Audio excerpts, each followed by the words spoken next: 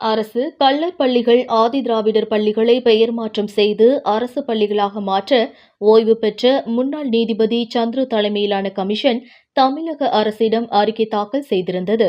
கள்ளர் பள்ளி பெயர் மாற்றத்திற்கு தென் மாவட்டங்களில் கடும் எதிர்ப்பு கிளம்பியுள்ளது.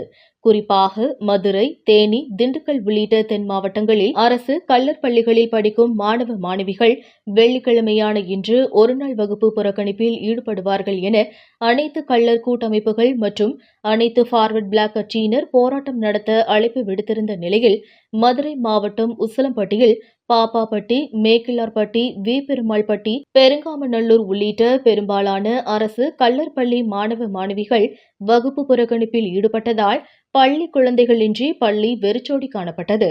பள்ளியில் ஆசிரியர்கள் மட்டுமே பணியில் ஈடுபட்டு வருகின்றனர். இந்த நிலையில் உசிலம்பட்டி அருகே பூச்சிப்பட்டி அரசு கள்ளர் மேல்நிலைப் பள்ளியில் பெரும்பாலான மாணவர்கள் வகுப்பை புறக்கணித்த நிலையில் பக்கத்து கிராமங்களிலிருந்து வந்திருந்த மாணவ மாணவிகள் பள்ளி செல்ல முற்பட்டனர். அப்பொழுது அங்கு வந்திருந்த அகில இந்திய பார்வர்ட் பிளாக் கட்சியினர் அவர்களை நேற்றே பள்ளிக்கு விடுமுறை என அறிவிச்சாச்சே, அப்புறம் ஏன் வந்தீர்கள் என திட்டினர். இதனால் ஆவேசமடைந்த பள்ளி மாணவிகள், எங்களுக்கு விடுமுறை என ஆசிரியர்கள் சொல்லவில்லையே, நாங்கள் ஏன் லீவு போட வேண்டும்? பொம்பளை புள்ளைய அசிங்கமா பேசலாமா?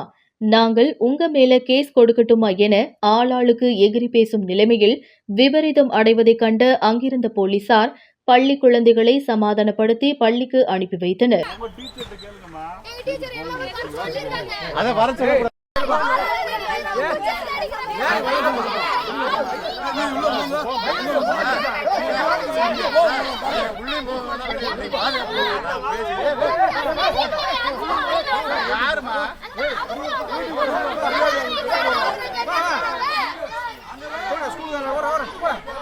இதனை கண்ட பார்வர்ட் பிளாக் கட்சியினர் மிரண்டு போய் அங்கிருந்து வெளியேறினர். உசிலம்பட்டியிலிருந்து ரிப்போர்ட்டர் சங்கர்நாத்.